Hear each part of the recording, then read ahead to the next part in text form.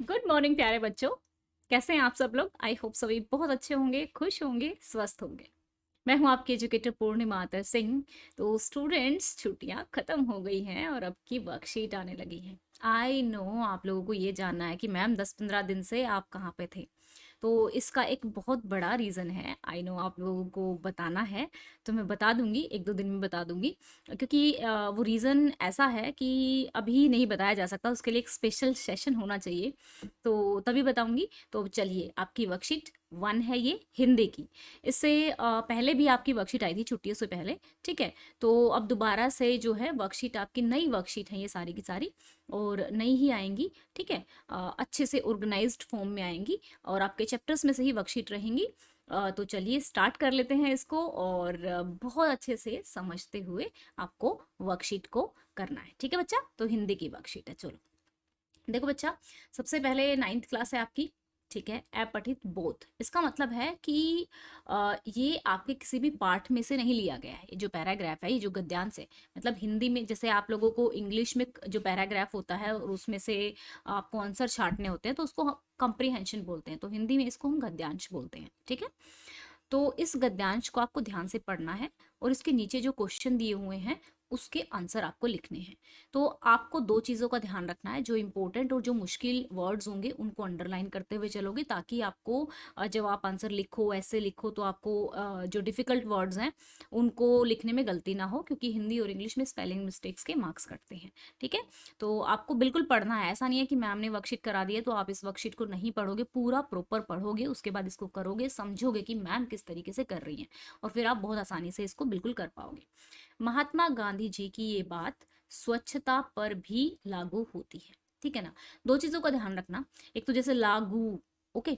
कई बच्चों ने जैसे मुझे कहा था कि मैम मात्राओं में थोड़ा प्रॉब्लम होता है, तो देखो लागू, लागू नहीं हो सकता, मतलब जब जो बड़ा वो होता है ना, उसकी मात्रा में क्या है कि लंबी आवाज खिंचेगी, ठीक है ना। तो जैसे अगर आपको लग रहा है कि हाँ भाई आपको लागू नहीं लिखना आता है, तो उसके नीचे भी अंडरलाइन कर लो, यहाँ पे ऐसे अंडरलाइन कर दो कि ओके। तो इससे क्या होगा, आपको बस ये ध्यान में रह जाएगा, ओके लागू पे ना बड़े ऊ की मात्रा आती है। स्वच्छता, इसमें से याद आएगा, च याद आएगा। जब अंडरलाइन कर लेते हैं, अंडरलाइन करने का मतलब है उस वर्ड पे आपने एक्स्ट्रा फोकस दे दिया है। छोटी छोटी चीजें ही हमें स्मार्ट वर्क करने में हमारी हेल्प करती है, और हमें क्लास में अव्वल लेकर आती है, ठीक है। कि अगर हम समाज में बदलाव देखना चाहते हैं, तो सर्वप्रथम हमें स्वयं में बदलाव लाना होगा। हर कोई दूसरे की राह ताकता रहता है, और पहले आप में गाड़ी छूट जाती है। मतलब कि हमें सोचते हैं कि वो पहले करेगा, वो पहले करेगा। साफ सफाई से हमारा तन मन दोनों स्वस्थ और सुरक्षित रहता है। यदि हम किसी और के लिए नहीं, वरना खुद के लिए करना चाहिए, ठीक है। जागरूकता जन जन तक पहुंचनी चाहिए, यानी कि सभी को सफाई का महत्व समझाना चाहिए। हम इसके लिए जमीनी स्तर से लगकर काम करना होगा। जैसे फॉर एग्जाम्पल, आप कोई टॉफी खाई है, टॉफी का रैपर जो है आपने फेंक दिया, आप ये सोच रहे हो कि बहुत सारे रैपर यहाँ पे पड़े हैं, मैं भी फेंक देता हूँ। नहीं, ऐसा नहीं करना है। कोई क्या कर रहा है इससे मतलब नहीं है, हमें पहले खुद पहल करनी है। आपने अपना जो टॉफी का पैकेट है, या तो आप अपनी बैग में डालो, या फिर क्या करो, उसको अपना जो आसपास में डस्टबिन है उसमें डाल दो। डस्टबिन नहीं है तो बैग में डाल के ले आओ, घर के डस्टबिन में डाल दो। तो इस तरीके से हमें खुद से ही पहल करनी चाहिए। तो हमें बचपन से ही बच्चों में सफाई की आदत डलवानी होगी। उन्हें सिखाना होगा कि एक कुत्ता भी जहाँ पर बैठता है उस जगह को झाड़ पोंछ कर बैठता है। मेरी माँ भी कहती है कि कुत्ता भी देखो पूंछ मार के फिर बैठता है साफ सफाई से। जब जानवरों में साफ सफाई के प्रति इतनी जागरूकता है, फिर हम तो इंसान हैं। एक विद्वान ने कहा है कि स्वच्छता हमारे स्वास्थ्य के लिए अत्यंत आवश्यक है। यदि हम अपने जीवन में स्वच्छता को अपनाएंगे, तो निश्चित तौर पर हम स्वस्थ और प्रसन्न चित्त रहेंगे।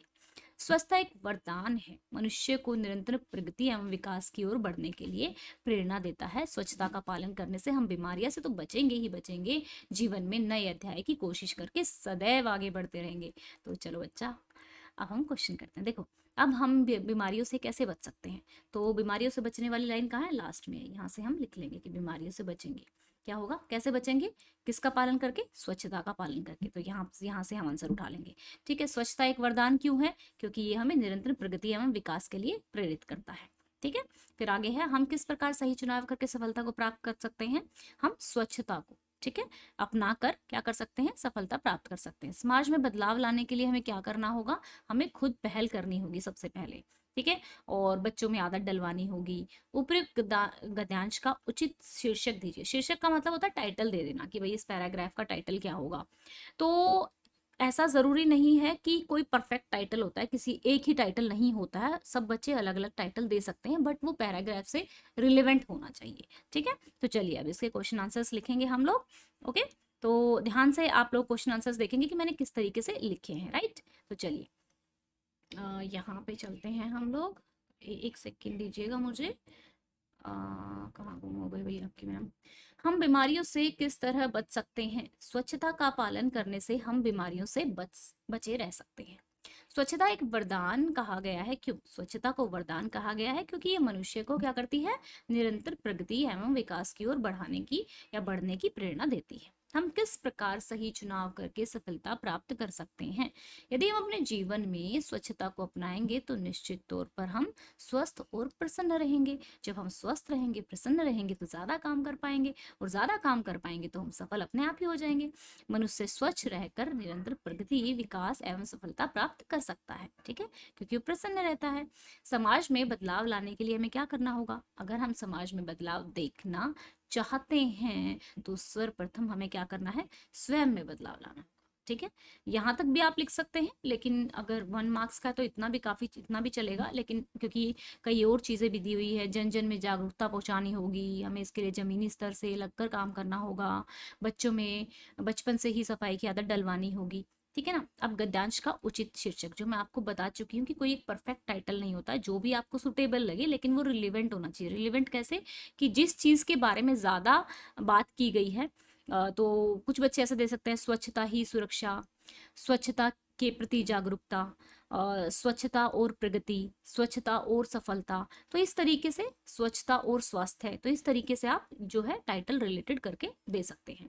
तो सभी टाइटल्स ठीक होते हैं, बट वो रिलेटेड होनी चाहिए। ठीक है बच्चों, तो देखो हम लोग आगे कैसे करेंगे। बहुत सारे बच्चों का जब क्वेश्चन होगा कि भाई जो नया चैनल बना था जूम एजुकेशन लाइव, क्या उस पर लाइव क्लासेस होंगी? बिल्कुल होंगी, लेकिन 10 जुलाई के बाद। ठीक है, एंड क्विज भी लिए जाएंगे, चैप्टर भी कराए जाएंगे, तो उसको भी सब्सक्राइब कर लेना। और अगर आप चैनल पे नए हैं तो इस चैनल को सब्सक्राइब कर लेना और लाइक ज़रूर कर देना। मुझे बहुत अच्छा लगता है जब आप लाइक करते हो और कमेंट करते हो, तो एक पहचान बन जाती है कि ये बच्चे हैं जिनके नाम मुझे याद रहते हैं। मोस्ट ऑफ द बच्चों के नाम मुझे याद रहते हैं, तो जब आप कमेंट कर देते हैं तो मुझे याद रहता है कि हाँ हाँ ये बच्चे हैं। तो एक क्लासरूम वाला एक रिलेशन बन जाता है मेरा बच्चों के साथ। ठीक है बच्चों, thank you, have a nice day, may God bless you.